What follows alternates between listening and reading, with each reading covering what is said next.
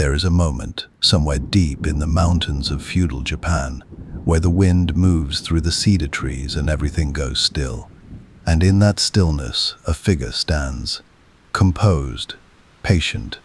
His posture is not rigid, it is settled, the way an ancient tree is settled, rooted so deeply into the earth that no storm has ever truly threatened it. He wears two swords at his side, not as decoration, not as symbol, as purpose. He is a samurai. Few words in the entire history of human civilization carry the weight that this one does. Few figures across any culture, any age, any continent have reached so completely into the imagination of the world and refused to let go. The samurai were not myth. They were not the romanticized heroes of later storytelling, though storytelling would, in time, find them irresistible. They were real men, and in rare and remarkable cases, real women, who lived within a code so demanding, so total in its expectations, that it governed not only how they fought, but how they ate, how they spoke, how they sat in silence, and ultimately, how they were willing to die. To understand the samurai is to understand something essential about Japan itself, about what a society looks like when it decides that discipline is not a burden to be endured, but a form of beauty to be perfected.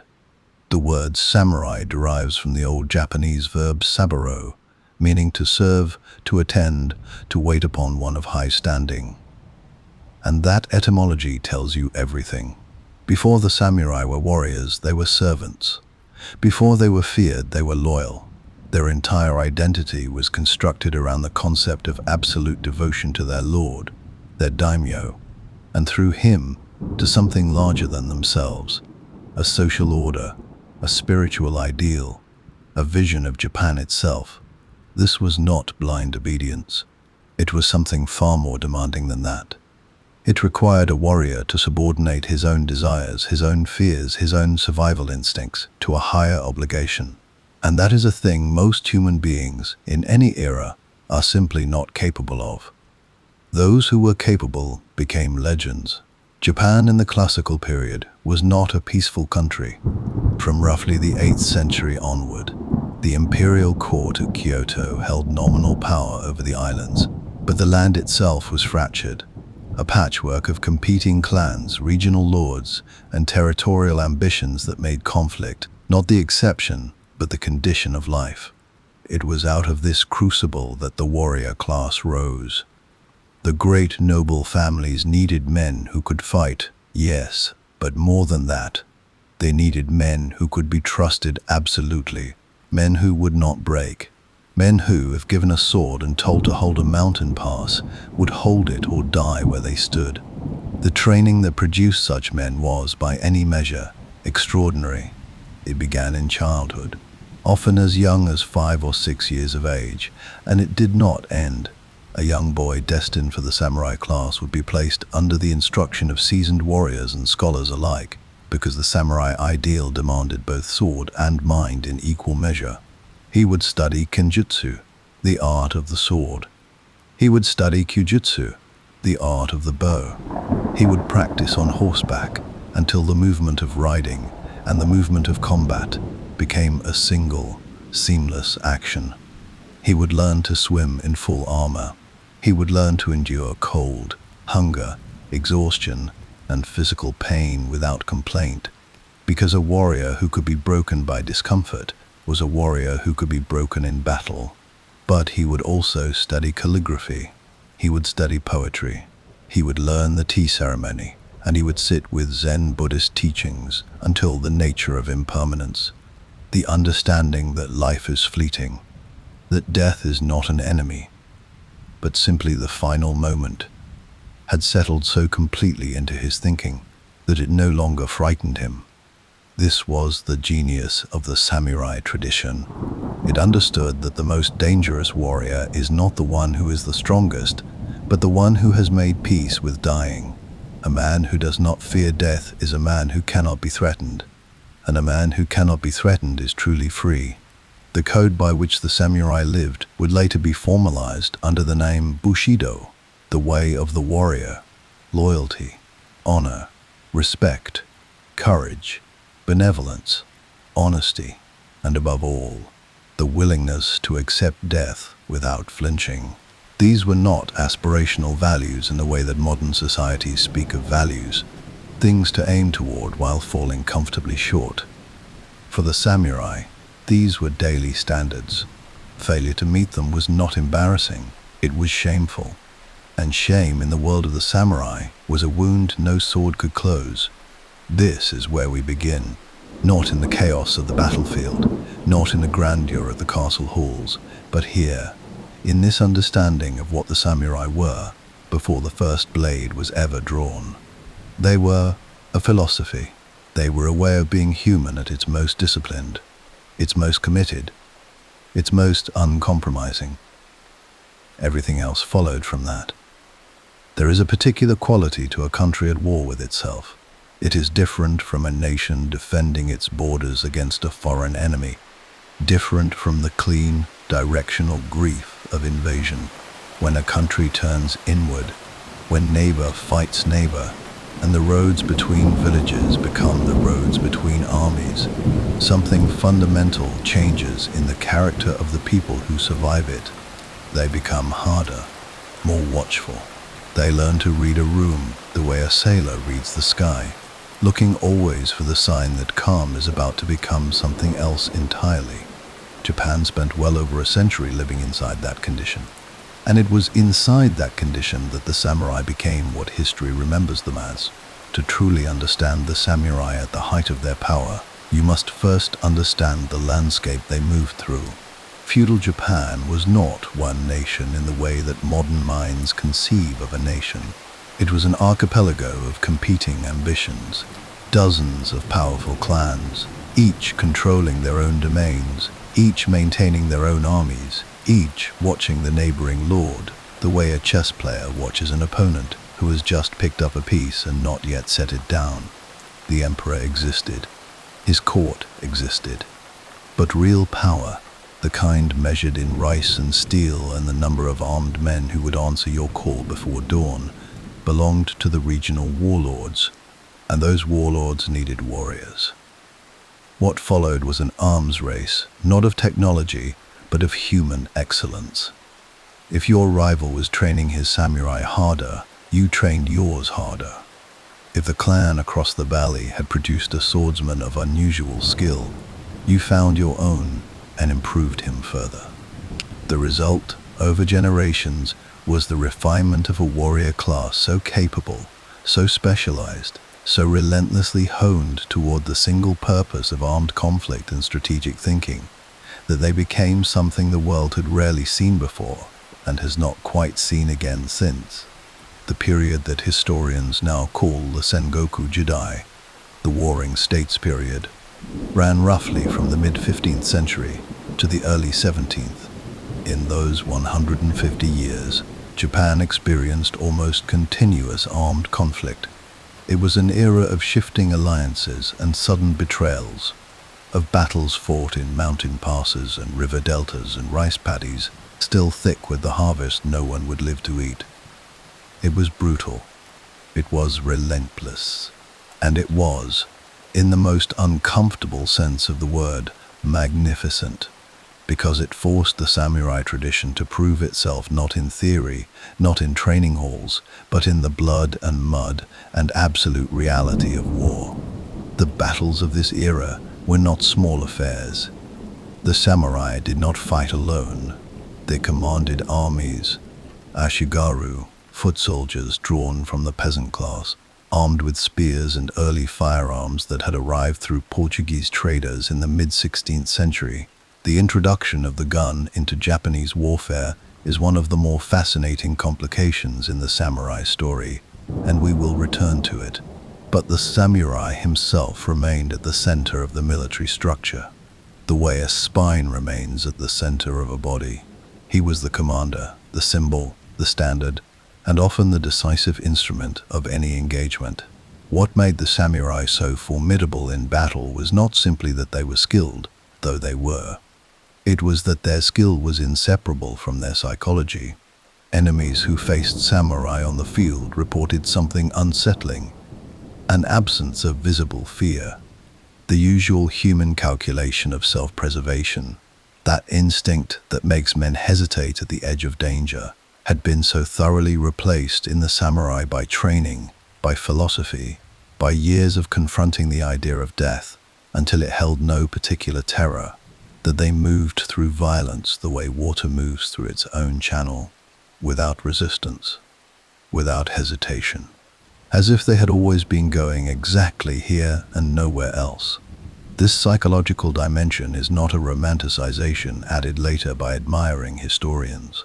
It was observed and documented at the time, noted by Japanese chronicles, and, later, by the handful of Europeans who encountered samurai warriors during the 16th century. The Jesuit missionary Alessandro Valignano, who spent years in Japan in the 1570s and 1580s, wrote with evident astonishment about the bearing and capability of Japanese warriors, their discipline, their indifference to personal discomfort, the speed and precision of their swordsmanship. These were men, Valignano noted, who seemed to have genuinely resolved the question of death in a way that European soldiers, whatever their bravery, typically had not. The sword itself deserves a moment of attention here, because to speak of the samurai without speaking of the katana is to speak of the ocean without speaking of water. The katana was not simply a weapon. It was, in the samurai's understanding, an extension of his soul, a living object that carried within it the spirit of its maker, the history of its owner, and the honor of the family that had wielded it across generations. The forging of a Japanese blade was an act as close to sacred ritual as metallurgy has ever come. A master swordsmith would purify himself before beginning. He would fold and work the steel, a combination of hard and soft iron, hundreds of times over days and weeks, creating a blade with a cutting edge of extraordinary sharpness, alongside a spine flexible enough to absorb the shock of combat without shattering. The result was, by any technical assessment, one of the finest bladed weapons ever produced by human hands. Modern metallurgical analysis has confirmed what warriors of the time understood through direct experience. The katana is exceptional. Its geometry, its differential hardness, its balance. Everything about it reflects a tradition that had spent centuries asking what a sword could be and refusing to accept any answer short of perfect. A samurai trained in kenjutsu, the formal art of sword combat, was capable of drawing and cutting in a single fluid motion fast enough that it was, in practical terms, invisible. The discipline known as Ii-jutsu focused specifically on this draw and strike technique, training the practitioner to close the gap between resting and lethal in a movement so compressed that an opponent who had not already begun his own action was simply too late. Students would spend years, sometimes decades, refining a single draw. There was no rush, there was only improvement. But the samurai was not a one-weapon warrior. Long before the sword was drawn, battle was often decided at range. The Japanese longbow, the yumi, was an asymmetric, composite bow of exceptional power, larger than most bows produced anywhere in the world at the time, capable of driving an armor-piercing arrow through the lacquered iron plates of a samurai's oyori with devastating effect. Samurai trained in mounted archery, galloping at full speed and placing arrows with accuracy that continues to astonish modern practitioners of the art. The discipline of yabusame, horseback archery, performed at a gallop along a straight track, remains practiced in Japan today as a living connection to this tradition. And watching it is to understand immediately why mounted samurai archers were among the most feared military assets in East Asian warfare. Then came the gun. When Portuguese traders arrived in Japan in 1543, they brought with them the matchlock arquebus. Within a decade, Japanese craftsmen had reverse-engineered the design and were producing their own versions in large numbers. Within 2 decades, some Japanese warlords were fielding firearms in numbers that surpassed most contemporary European armies. the brilliant and terrifying Oda Nobunaga, perhaps the single most consequential military mind of the Sengoku period, deployed arquebusiers in rotating volley fire at the Battle of Nagashino in 1575, obliterating the famous Takeda cavalry in a way that left witnesses struggling to describe what they had seen. Organized violence, in that moment, had changed. The relationship between the samurai and the gun is complicated, and it tells us something important about the samurai character. They were not romantic fools who refused the firearm on principle. They adopted it, deployed it with ruthless efficiency, and integrated it into their tactical thinking. What they resisted was not the gun itself, but the implications of the gun, a weapon requiring minimal training to use with effect, which threatened to collapse the vast differential in capability that the samurai had spent generations building. A foot soldier with 6 weeks of firearms training could now threaten a warrior who had spent 30 years mastering the sword. There was something philosophically troubling about that, and the samurai knew it, even if they rarely said so directly. This tension between the lethal pragmatism of the samurai and the cultural values that gave their identity its meaning would run like a current beneath the entire history of the warrior class. They were practical men, these samurai. They wanted to win, but they also wanted their victories to mean something, to reflect a quality of spirit that could not be reduced to who happened to be standing behind the most effective ranged weapon.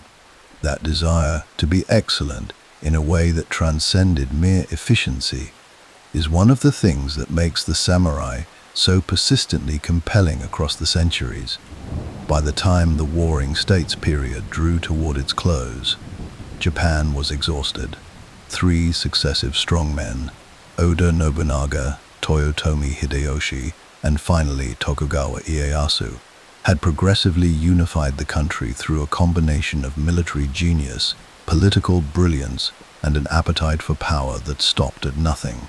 When Tokugawa Ieyasu defeated his rivals at the Battle of Sekigahara in 1600 and established the Tokugawa shogunate 2 years later, he did something that had not happened in Japan in living memory, or the memory before that. He ended the wars. The country exhaled, and the samurai, these men built entirely for conflict, trained since childhood for a world at war, shaped in every detail of their psychology and skill for a landscape of constant danger, found themselves standing in the sudden disorienting quiet of peace. What happens to a warrior class when the wars stop is one of the great human questions, and the samurai would spend the next 2.5 centuries answering it in ways both profound and painful. But that is a story for the segment ahead. For now, it is enough to stand here, at the end of the Warring States period, and simply look at what the age of battles had produced. It had produced the samurai at the absolute peak of their martial capability. It had produced a warrior tradition of such depth and sophistication that the world had nothing quite like it. It had produced men who could govern as well as fight, who could write a poem in the morning and ride into battle before noon, without any sense of contradiction between the two. Men who understood that a life spent in preparation for death was not a tragic life, but a full one. The smoke over Sekigahara cleared. The banners were folded. The great armies dispersed. And across the length and breadth of Japan, the samurai cleaned their swords, sheathed them, and waited to discover what they were supposed to become now. There is a particular kind of silence that follows great violence. It is not the silence of peace, not exactly. Not the easy, unthinking quiet of a place that has never known war. It is heavier than that, more textured. It is the silence of men who were built for noise, suddenly finding themselves with nothing to fill the air and not quite knowing what to do with their hands. Japan entered that silence in the early 17th century, and it would last for 250 years. The Tokugawa shogunate, established in 1603 and headquartered in the city of Edo, the city we now call Tokyo, was one of the most stable and sophisticated governing systems in human history. Tokugawa Ieyasu had not simply won a war, he had engineered a society. with the methodical intelligence of a man who had spent his entire adult life watching what caused instability and patiently eliminating each cause. He constructed a political framework designed above all else to prevent the chaos of the Sengoku period from ever returning. He divided the country into domains, each governed by a daimyo operating under strict regulations. He required those lords to spend alternating years in Edo, under his watchful administration, and to leave their families in the capital permanently, a politely disguised system of hostages that kept ambitious men thinking carefully before they acted rashly. He controlled trade, he controlled movement, he controlled, with extraordinary thoroughness, the flow of information and foreign influence, eventually closing Japan almost entirely to the outside world in a policy of deliberate isolation known as sakoku. It worked. By nearly any measure of its stated intentions, the Tokugawa system worked brilliantly. The wars stopped. The roads became safe. Agriculture flourished. Cities grew. Art and literature and theater expanded into the space that conflict had previously occupied. The population increased. Merchants prospered. Japan, in this long sealed period, developed a rich and distinctive urban culture. Kabuki theater, woodblock printing, haiku, elaborate fashion, sophisticated cuisine that flourishes in modified forms to this day. But for the samurai, the architects and instruments of all this peace, the Tokugawa era presented a crisis so fundamental, so quiet, and so relentless that it was almost more damaging than any battlefield they had ever faced. Because the crisis was this: they were no longer needed for the thing they had been made to do. The samurai class did not disappear when the wars ended. That much must be understood clearly. They remained a legally recognized hereditary class, sitting at the top of the Tokugawa social hierarchy in a rigid four-tier system. Samurai, farmers, artisans, merchants, that placed warriors above all others in official standing. They retained the right to wear two swords, that outward symbol of their status and identity. They received stipends from their lords, rice allowances that paid for their upkeep in exchange for their continued loyalty and theoretical military readiness. On paper, the samurai remained exactly what they had always been. In practice, something more complicated was happening. When an entire class of human beings is trained from birth for a function that society no longer requires, the results are psychologically, economically, and philosophically profound. The samurai of the early and middle Edo period found themselves in a condition that has no entirely satisfactory name. They were honored and redundant simultaneously. They were paid for skills they were never called upon to use. They were defined by a martial identity in a world that had moved, deliberately and successfully, beyond the need for martial solutions. Many of them had never fought in any battle at all, and many of their fathers had not either. The great wars were becoming memory, then history, then something closer to legend. And the warriors who remained were the inheritors of a tradition they had not been able to practice in its truest form. What did they do? How does a class of several 100,000 men and their families navigate this condition across generations? The answers are varied, and they are among the most interesting chapters in the entire samurai story. Many samurai turned with genuine dedication to the administrative and bureaucratic demands of the Tokugawa government. The shogunate required officials, record keepers, tax administrators, legal arbiters, and inspectors in enormous numbers, and the samurai, literate, disciplined, trained from childhood in both scholarship and ethical conduct, were in many ways perfectly suited to these roles. A class that had once governed through armed force, now governed through paperwork and procedure, and many individual samurai performed this transition with the same thoroughness they would have brought to military preparation. They became, in effect, the civil service of feudal Japan, competent, dutiful, and quietly aware that something essential had shifted beneath their feet. Others turned inward, toward the philosophical and artistic dimensions of the samurai tradition that had always existed alongside the martial ones but had, in times of active war, been necessarily subordinate. The tea ceremony, which had deep roots in samurai culture through its association with Zen practice and the cultivation of mindful attention, flourished in the Edo period as both spiritual discipline and social ritual. Calligraphy was practiced with serious intent. Poetry, particularly the compressed, observational form of haiku, found many of its finest practitioners among men of the warrior class who had the education, the philosophical inclination, and, increasingly, the time to pursue it. The most celebrated haiku master in Japanese history, Matsuo Basho, came from a samurai family, and his wandering meditative life, walking thousands of miles through Japan's countryside, writing about frogs and autumn rain and the sound the world makes when no one is speaking, represents one of the more remarkable personal transformations the Edo period produced. A lineage of swords producing a master of 17 syllables. There is something in that which feels distinctly Japanese. The martial arts themselves underwent a fascinating evolution, with no wars to fight. The practical disciplines of combat, kenjutsu, jujutsu, spear techniques, archery, transformed gradually into something different. They became forms.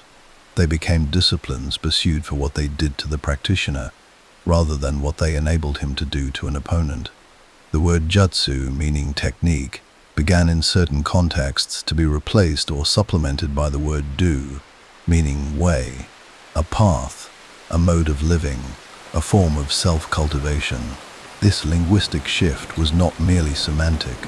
It reflected a genuine philosophical migration, the understanding that the physical disciplines of the warrior were valuable, not primarily because they prepared a man to kill, but because the rigorous, patient, endlessly demanding practice of difficult skills developed something in the human character that nothing else could develop in quite the same way. Concentration, humility, resilience, the capacity to fail repeatedly and return without drama to the beginning.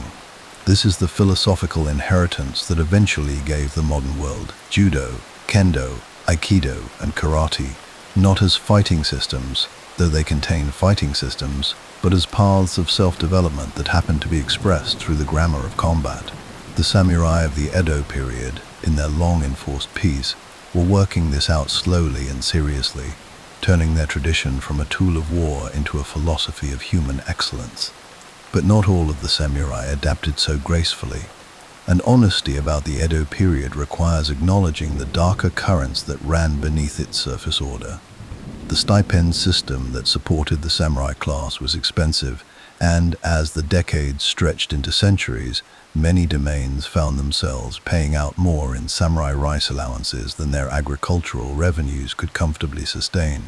The result was a slow, grinding economic decline for a significant portion of the samurai population. Stipends were reduced.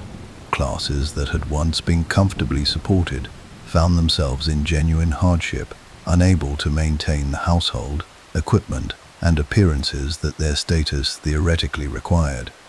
Pride, in such circumstances, becomes complicated.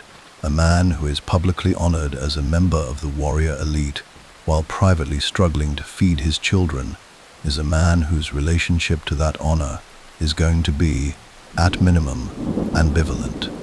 Some samurai took up trades and crafts on the side, activities that their class status technically prohibited, out of simple economic necessity. Others fell into the dismal orbit of the ronin, the masterless samurai, whose story is one of the Edo period's most melancholy threads. A ronin was a samurai who had lost his lord. Through the lord's death, through dismissal, through the elimination of a domain, without a master, he had no stipend, no formal place in the social structure, and an identity entirely constructed around service to someone he no longer served. Some ronin found new employment. Some became teachers of martial arts. Some drifted into criminality. Some died by their own hands rather than endure the shame of their condition. The most famous episode involving Ronin in all of Japanese history occurred in 1703, and it gripped the country with an intensity that has not quite released its hold on the Japanese imagination in the 300 years since. 47 samurai, having spent 2 years in patient and secret preparation, carried out a meticulously planned act of revenge against the official whose actions had brought about the death of their lord. They succeeded. They avenged him, and then they surrendered to the authorities and accepted the death sentences that followed with perfect composure, kneeling in the snow and opening their own bodies in the ritual suicide that the samurai tradition called seppuku. They died as they had lived, in service to something larger than themselves, without complaint, without regret, and without asking for a single thing in return. Japan wept. The story of the 47 Ronin, known as the Chushingura, became immediately and permanently one of the defining narratives of Japanese culture. It was staged as kabuki theater within weeks of the event. It was painted, written, filmed, retold across every subsequent century, and it remains today one of the best attended stories in Japanese popular culture, still performed, still studied, still debated, because it asked, and still asks, a question that the entire Edo period was quietly wrestling with. What does it mean to be a samurai when the world no longer needs samurai? What is the code worth when the wars are gone? Is the loyalty real if it is never tested?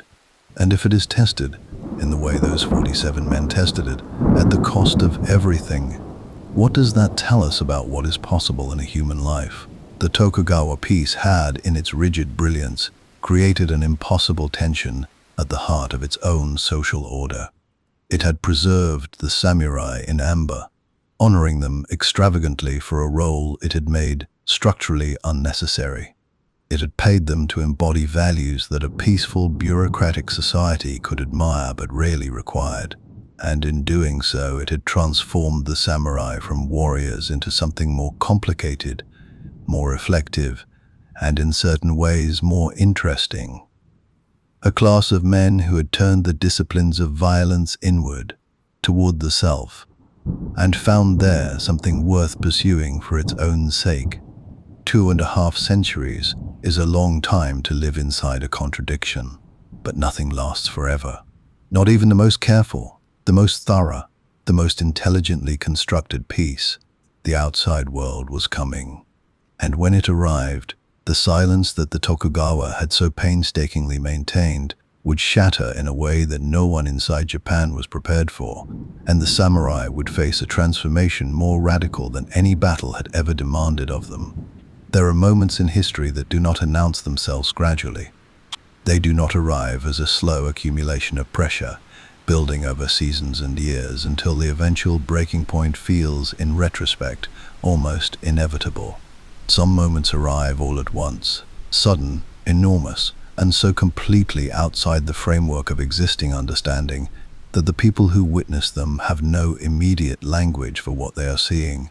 They stand on the shore and watch the horizon change, and the world they knew is already gone before they have finished processing the fact of its ending. For Japan, that moment came on a July morning in 1853 in the waters of Edo Bay.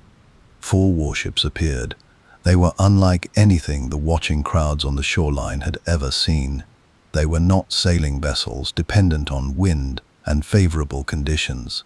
They moved under their own power, great black iron hulls pushing through the water with a mechanical indifference to tide and weather that seemed, to those watching from the shore, less like seamanship than sorcery. They trailed thick black smoke from their funnels into the summer sky. Their cannons were visible even at distance. There were rumors, quickly confirmed, that each of those cannons was capable of destroying in minutes what it had taken generations to build. They were United States Navy steam frigates under the command of Commodore Matthew Perry, and they had arrived with a letter from the President of the United States requesting, with the very particular courtesy that accompanies overwhelming force, that Japan open itself to trade and diplomatic relations with the Western world. Japan had been closed for over 200 years.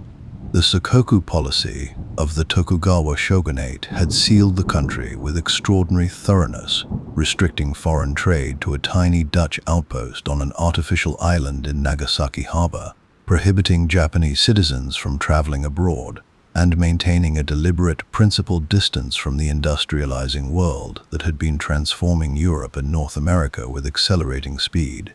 Inside that sealed world, Japan had developed and deepened its own culture, its own aesthetics, its own systems of governance and thought. It had been, in many ways, magnificent, and it had come at a cost that was only now, in the July morning light reflecting off those iron hulls, becoming visible in its full dimensions. The technological gap between Japan and the Western powers in 1853 was not a gap that could be bridged by bravery or tradition or the quality of a man's sword. It was a gap measured in decades of industrial revolution, in the systematic application of science to the problems of manufacturing and warfare, in the development of rifled artillery and steam propulsion and iron construction that had been proceeding in Europe and America since before any living Japanese person had been born. Perry's ships were not simply more powerful than anything the Japanese could immediately deploy against them. They were products of a different category of civilization entirely, one organized around the relentless exploitation of mechanical advantage, one in which the individual warrior, however skilled, was an increasingly irrelevant variable in the calculus of national power. The samurai standing on the shore of Edo Bay that morning understood this. In the way that intelligent people understand things they would very much prefer not to be true. They had no context for steam engines. They had no framework for understanding the industrial processes that had produced those hulls and those guns. But they could see the ships. They could feel, in the particular quality of the silence that fell over the watching crowd, the weight of what was happening. Something had ended. The question that remained, the question that would consume Japan for the next 2 decades, with an urgency bordering on desperation, was what would come next and who would shape it. Perry returned the following year with a larger fleet and received his treaty. Japan, having no realistic military option that would not result in the destruction of its coastal cities, agreed to open certain ports to American vessels and to establish formal diplomatic relations. Similar treaties with Britain, Russia, France, and the Netherlands followed rapidly. The country that had sealed itself from the world for 2.5 centuries was, within the space of a few years, open, and the shock to the Japanese system was total. The Tokugawa shogunate, already weakened by decades of financial strain and the social tensions of the long peace, found itself caught in an impossible position. It had negotiated the treaties with the Western powers because the alternative was military defeat, and it understood the practical reality of that calculation clearly enough. But the terms it had accepted were humiliating. Extraterritoriality clauses that placed foreign nationals beyond the reach of Japanese law, trade conditions that favored Western interests, and a general posture of capitulation that struck a significant portion of the Japanese ruling class as an abdication of national dignity so profound it could not be forgiven. The political crisis that followed was swift, complicated, and ultimately decisive. Forces that had been gathering quietly for years beneath the stable surface of Tokugawa rule now moved with sudden urgency. Regional domains that had long resented the shogunate's authority, particularly the powerful western clans of Satsuma and Choshu, saw in the crisis of the Black Ships an opportunity to challenge a government they considered both corrupt and incompetent. A movement emerged, organizing itself around the slogan, Sono Joy, revere the emperor, expel the barbarians. That called for the restoration of imperial rule and the forcible rejection of foreign intrusion. The samurai stood at the center of this upheaval, but they did not stand together. And that fracture is essential to understanding what happened next. Some samurai, particularly those of the established Tokugawa administration, those whose stipends and positions and identities were bound to the shogunate's survival, supported the existing order and counseled pragmatic accommodation with the Western powers. Others, burning with a nationalism and a sense of violated honor that the sight of foreign warships in Japanese waters had ignited, joined the imperial loyalist movement with a ferocity that produced some of the most dramatic and violent episodes of the entire period. And then there were those, younger, more analytically minded, often from less privileged samurai families with less to lose and more to prove, who looked at the Western ships and drew a conclusion that was radical. In its clarity, Japan had to become what it was facing, not defeated by modernity, transformed by it. The political violence of the 1860s in Japan was extraordinary. Assassinations occurred in broad daylight on the streets of Kyoto and Edo. Foreign nationals were attacked. Officials were cut down by swordsmen who left calling cards of ideology along with the bodies. The period known as Bakumatsu, the end of the shogunate, was a time of genuine instability, when the outcome was uncertain enough that thoughtful men on every side went to bed each night, unsure of what the morning would bring. The old order was dying. The new one had not yet been born. It was in this atmosphere of crisis and possibility that certain samurai began to engage with Western military technology in ways that went far beyond Perry's ships.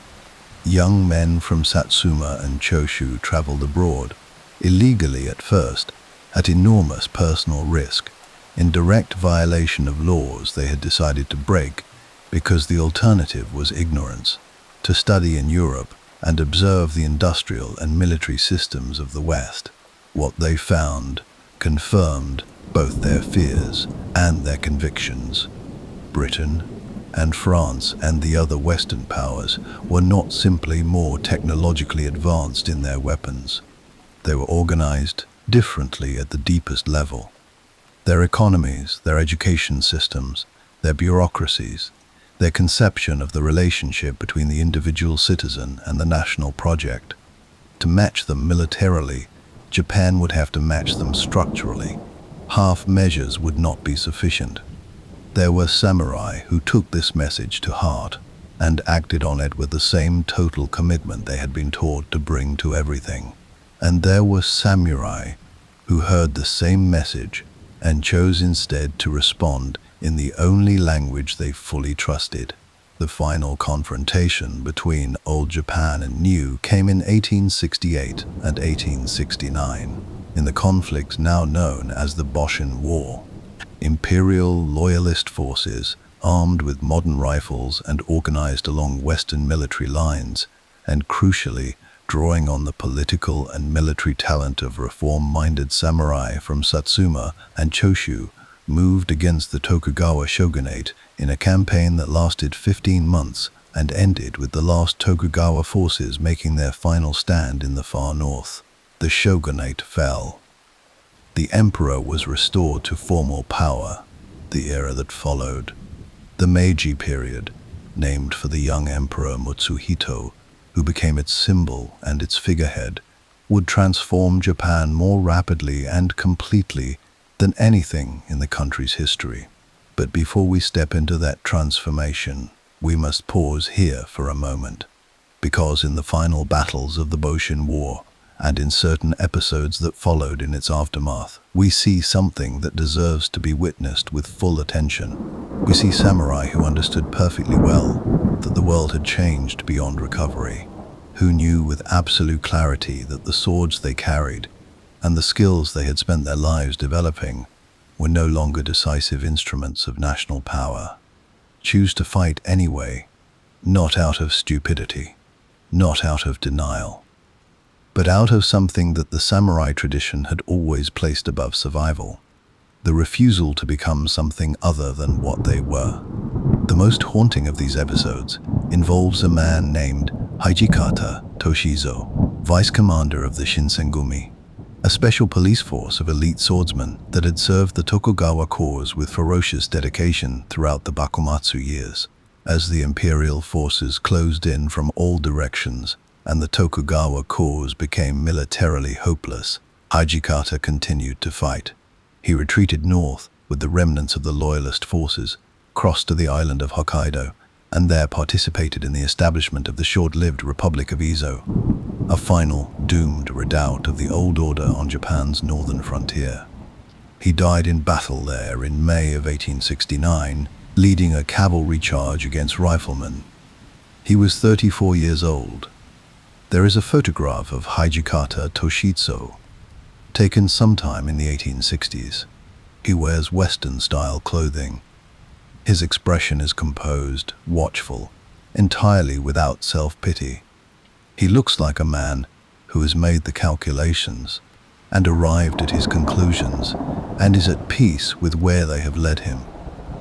He does not look like a man who wished things were different. He looks like a man who understood exactly what he was, exactly what was coming, and chose, with open eyes, to remain himself until the end. That is the samurai. Not in the victory, not in the glory, not in the great set-piece battles of the Sengoku era when the world arranged itself around the warrior's particular excellence. In that photograph, in that expression, in the decision to be, without apology or modification, entirely what you are, even when the world has moved on to something else. The Meiji era was about to remake Japan from the foundations up, and the samurai, as a legally recognized class with a defined social role, had only a few years left. But what they would do with those years, and how they would die, and what they would leave behind, that is a story worth telling slowly and telling whole.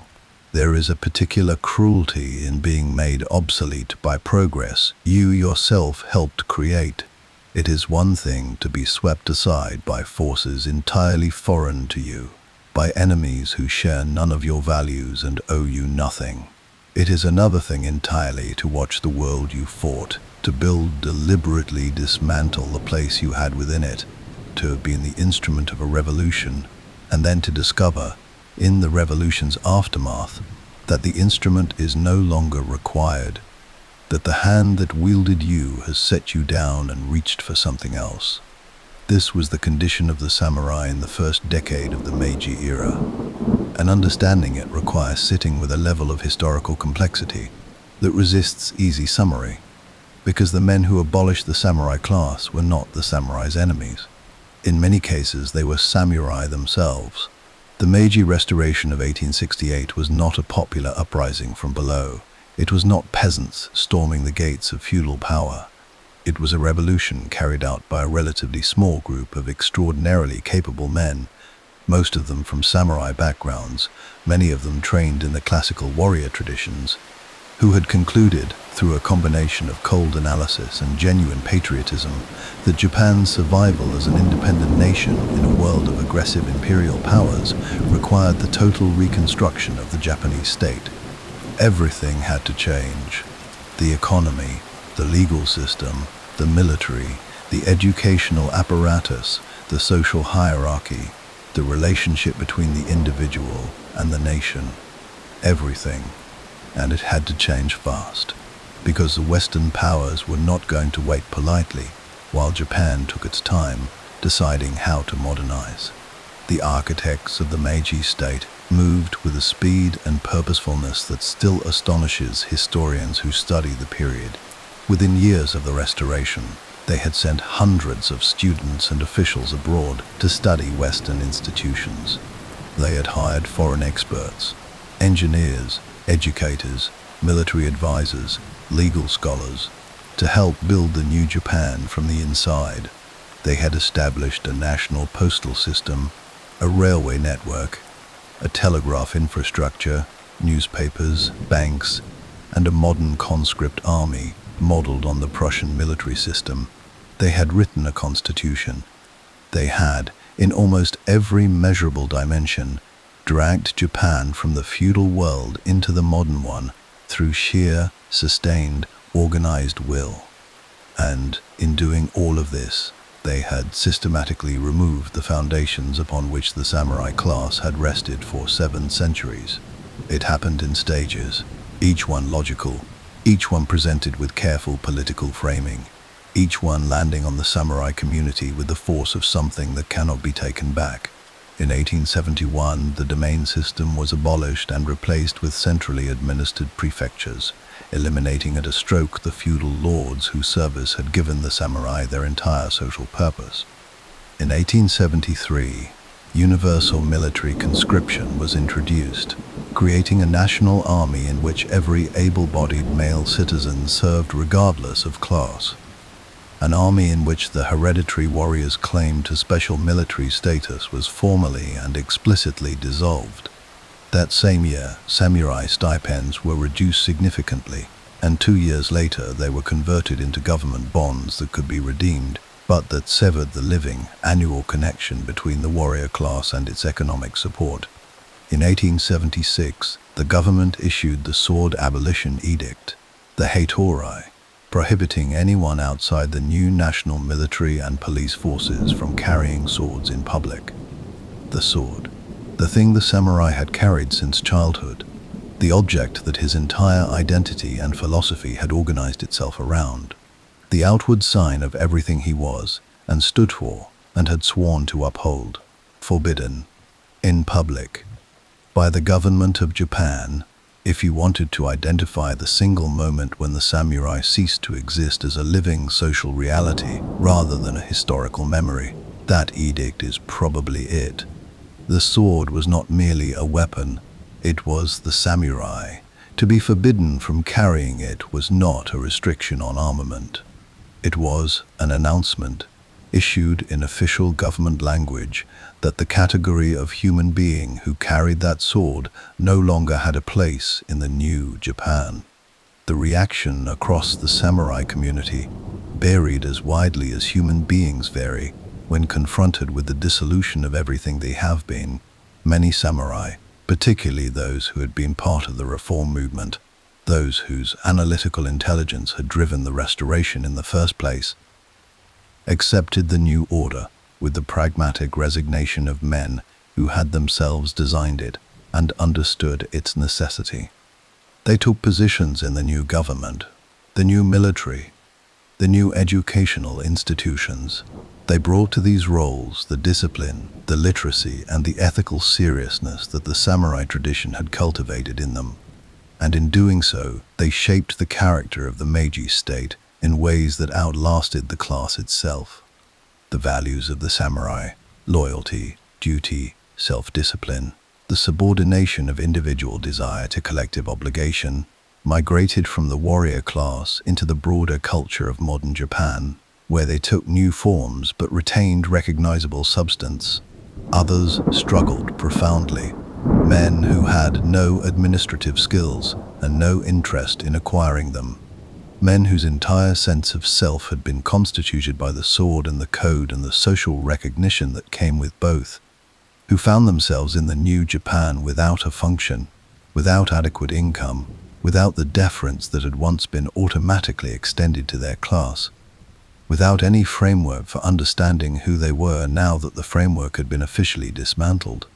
These men represent one of the quieter tragedies of the Meiji period, not dramatic enough for easy historical narrative, too numerous and too human to be reduced to a footnote.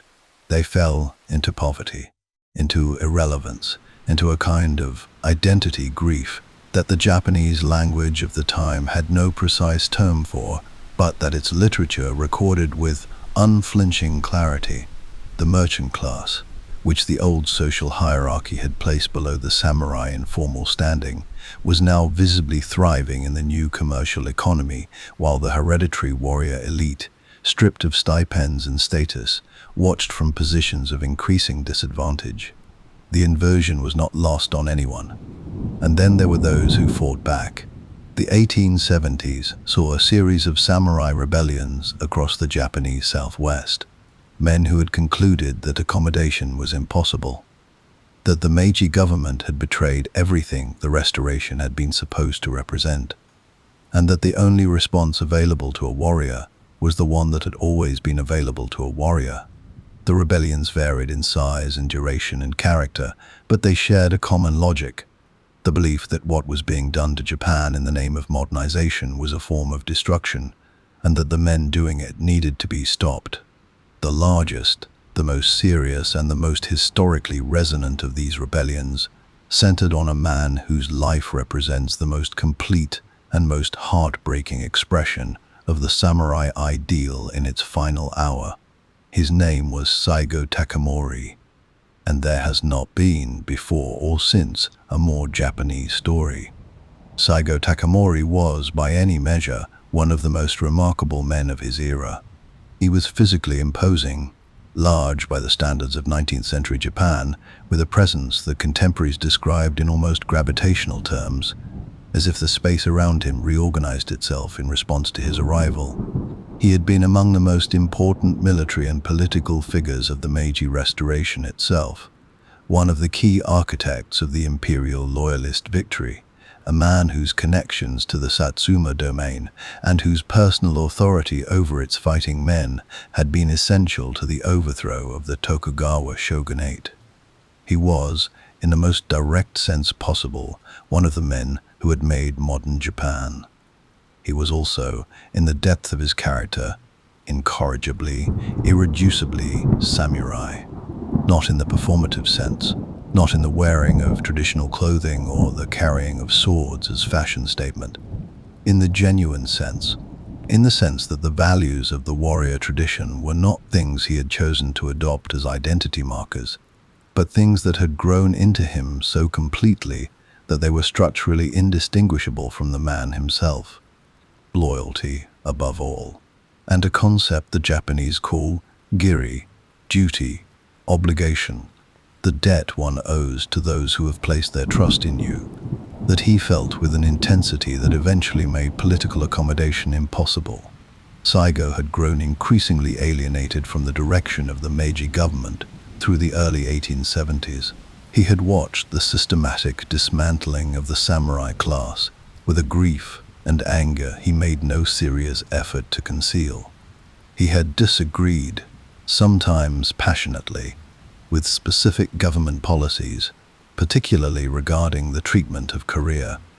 When his positions were overruled, he had resigned from the government in 1873 and returned to his home domain of Satsuma, where he established a network of private military academies, schools that trained young men in the samurai traditions, in martial arts and classical ethics, creating within the new Japan a living pocket of the old Japan that the government watched with understandable unease. What followed was a combination of genuine grievance, political miscalculation, and the particular kind of momentum that builds when large numbers of armed, unhappy, tradition-minded men are concentrated in one place under the influence of a leader they would follow anywhere. In January of 1877, events in Satsuma, a government attempt to remove weapons from a local arsenal that Saigo's followers interpreted as provocation, triggered an armed uprising. Saigo, who had not planned the rebellion and who harbored what appeared to have been serious private doubts about its prospects, nevertheless placed himself at its head. He could not, it seems, do otherwise. The men who rose were his men.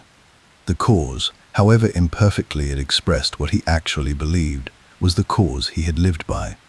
To stand aside would have been the one thing the samurai code made categorically impossible. He led them. The Satsuma Rebellion, known in Japanese as the Sainan War, was the largest armed conflict on Japanese soil since the Boshin War nearly a decade earlier. At its height, Saigo commanded a force of somewhere between 30 and 40,000 men, many of them trained, motivated, and willing to die for what they were fighting for in the fullest sense of that phrase. They advanced on the government garrison at Kumamoto Castle and besieged it for weeks in fighting of genuine ferocity. They faced the new national conscript army, farmers' sons and merchant sons, carrying modern rifles, trained and equipped along Western lines, and they faced it not without honor and not without effectiveness. The early engagements of the rebellion demonstrated clearly that the samurai martial tradition, whatever the government's reforms had done to its social standing, had not yet exhausted its capacity to produce dangerous fighters. But the outcome was never, in strategic terms, seriously in doubt. The conscript army was larger, better supplied, and equipped with weapons that compressed the gap between a highly trained warrior and a recently conscripted farmer in ways that no amount of skill or spirit could fully overcome at scale. The government forces pushed the rebellion back across Kyushu through the long, hot months of 1877, town by town, position by position, with the slow, grinding weight of superior logistics and firepower. They reduced Saigo's army from tens of thousands to hundreds. By September, the final remnant, perhaps 400 men, had retreated to the hills above the city of Kagoshima, the city where Saigo had been born, and made their last stand on a hill called Shiroyama. The government surrounded them with 30,000 soldiers. Warships stood offshore. Artillery was brought up.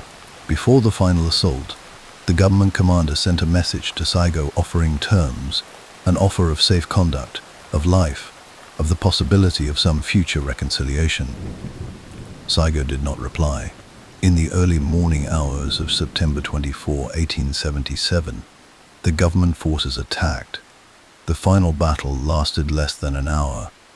The men on Shiroyama fought until they were gone. Saigo Takamori, wounded in the opening assault, was helped by a loyal retainer to a position where he could face the enemy lines with appropriate composure, and there, in the traditional samurai manner, ended his own life. He was 49 years old. The Satsuma Rebellion was over. The last significant armed resistance of the samurai class had been defeated. The new Japan had proven, in the most direct terms available, that its conscript army could defeat the hereditary warrior elite on a battlefield, and that the age of the samurai, in the practical, institutional, military sense, was finished. And then something happened that no government directive had anticipated, and no military victory could have prevented. Japan, the very Japan that had abolished the samurai class and defeated its final uprising, began almost immediately to mourn them. Saigo Takamori, the rebel, the man who had taken up arms against the Meiji state, was granted a posthumous pardon by the emperor in 1889. A large bronze statue of him was erected in Ueno Park in Tokyo, where it stands today, still visited, still photographed, still contemplated with an affection that has never significantly diminished in 140 years. The Japanese people, it turned out, did not want to remember their samurai as obsolete holdovers who had been correctly and efficiently removed by the forward march of history. They wanted to remember them as they had been at their finest, loyal, principled, willing to sacrifice everything for something larger than themselves, beautiful in their discipline, and heartbreaking in their end. This impulse was not mere sentimentality, it was recognition. The values that the samurai had embodied at their best, the commitment to something beyond self-interest, the willingness to endure hardship without complaint, the understanding that how you live matters as much as how long you live. These were not values that a modernizing industrial society could afford to simply discard. They were values that any society, in any era, needs to find some way of transmitting to the people who will carry it forward. Japan knew this, felt it in some collective way that preceded articulation, and so it kept the samurai, not as a class, not as an institution, not as a system of social organization, but as a story, as a standard, as a mirror held up to the culture, asking always whether what is reflected there meets the measure of what came before. The samurai were gone. Everything they would become was just beginning. There is a question that lingers over everything we have covered in this documentary, patient and persistent, refusing to be answered by any single fact or episode. It is the question that the samurai themselves would have understood, because it is ultimately the question that Bushido was always trying to answer. Not how does a warrior fight, not how does a warrior die, but how does a warrior live, and what does he leave behind when he is gone? The samurai as a class ceased to exist in the 1870s. The legal designation was abolished. The stipends were dissolved. The swords were sheathed for the last time in public, and the men who had carried that identity for 7 centuries stepped, willingly or otherwise, into a Japan that had no formal place for them. By any institutional measure, they were finished. And yet, walk into a dojo in Tokyo today, or in Sao Paulo, or London, or Chicago, and you will find people in white uniforms moving through forms that were refined in the training halls of feudal Japan. You will find instructors speaking of discipline and respect and the necessity of failing without despair and returning, always, to the beginning.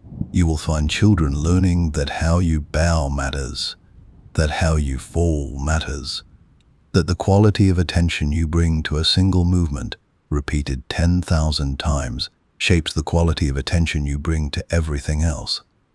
These are samurai ideas. They have simply traveled. Judo, Kendo, Aikido, Iaido, Karate. Disciplines practiced today by tens of millions of people across every continent all carry within them the philosophical DNA of the warrior tradition. The founder of Judo, Jigoro Kano, was explicit about this. He was not designing a fighting system, though the system he designed was formidably effective. He was attempting to extract from the samurai tradition its deepest pedagogical wisdom, the understanding that the disciplined cultivation of physical skill is inseparable from the cultivation of character, that you cannot train the body with genuine seriousness without simultaneously training the mind and the spirit that inhabit it. Kano called this principle Serioku Zenyo, maximum efficiency with minimum effort, and Jita Kyoi, mutual welfare and benefit. These are not fighting concepts. They are philosophical principles about how human beings can best develop themselves and contribute to one another. They happen to be expressed through the grammar of throws and pins and the management of an opponent's balance, but their reach extends far beyond any mat or training hall. Morihei Ueshiba, who developed Aikido in the early 20th century from his deep study of classical samurai martial systems, went further still. He described his art not as a method of defeating enemies, but as a method of harmonizing with the fundamental forces of the universe, a statement that sounds to Western ears either profound or eccentric depending on your disposition, but that makes perfect sense within the tradition from which it emerged.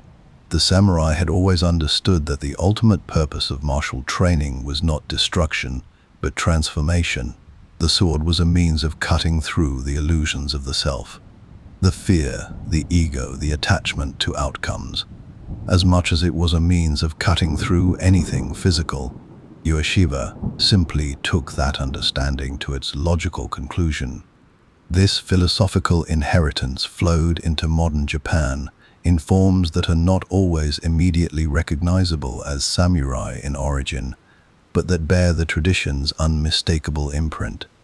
The concept of shokunin, the artisan or craftsman who dedicates a lifetime to the mastery of a single skill, pursuing perfection, not because perfection is achievable, but because the pursuit itself is the point, is a direct cultural descendant of the samurai approach to martial training.